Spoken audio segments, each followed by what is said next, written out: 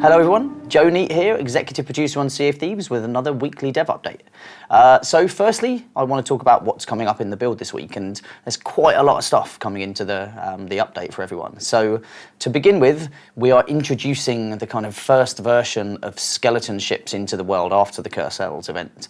So what's going to happen here is if you see this kind of cloud on the horizon that looks like a ship cresting a wave, that's going to signify that there are skeleton ships in that part of the world. You can kind of go and battle them, you can try and win the kind of rewards that they've got on their ships, but obviously other players in the world will be pulled into that area as well if they're looking to take that on. So next, we have the Cursed Cruise build rat adventure that we've talked a little bit about before, but this is where we're introducing cursed cannonballs into the world. So now exploring, there's a chance of finding them, in barrels, on islands, etc. And we're also introducing a new inventory system so that you can now manage multiple types of cannonballs in your inventory. So when you go up to a barrel, you're now going to be opening it and looking it inside, and there could be various things within there. So it's not a banana barrel or a cannonball barrel anymore. Like, barrels are just barrels, but they could have anything in. So that's a really cool kind of quality of life change, and just improves our inventory system all up, and heralds the introduction of the cursed cannonballs into the world.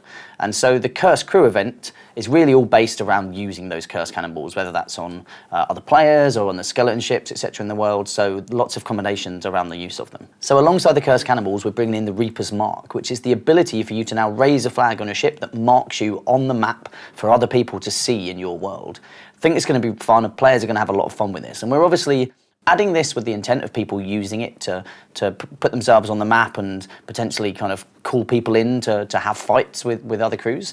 But I expect we're going to see people use this in really interesting ways. Maybe people want to use this to find people in the world and become friends, form alliances. But you should always be aware that when you see another ship's kind of Reaper's Mark on the map, it doesn't signify what ship size it is, and it doesn't signify if they're in an alliance. So, be cautious as you're approaching this point on the map, because somebody might be using it in a devious way. So really looking forward to seeing how, the stories and the moments that play out using this.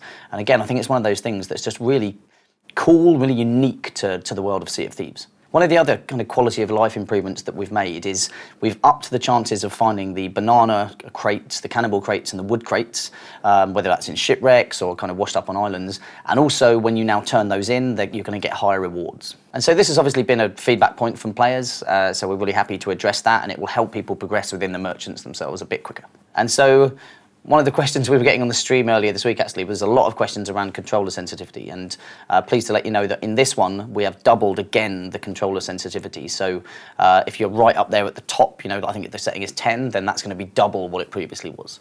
So aside from the build, we also held our first kind of weekly stream from the Rare Studios this week. Went really well, really enjoyed it, had a lot of good questions, really great to have Lena Axios as a guest on there, and we're really looking forward to getting into this on a weekly basis, kind of moving forward. We're going to have a bit of fun with that, setting ourselves challenges, but also inviting guests onto the stream and answering a ton of questions and stuff. So really looking forward to how we grow and evolve that series of streams. So finally, a video to look forward to later today is a behind the scenes on the rowboat itself. We've obviously talked about this a lot. We're really excited about its introduction into the world and the stories that are going to come from this, but this will be the first time you can get a real look into exactly how it's going to work and how we've been putting it together and building it. So yeah, I'm really looking forward to the rowboat as one of my favourite things that we've ever prototyped, and the stories we've had internally with it. I'm really looking forward to how this enriches the Sea of Thieves world. So I think that's it for me. I'm really looking forward to this update that's coming out this week. There's so much cool stuff in there. So yeah, I will see you out on the seas. Cheers.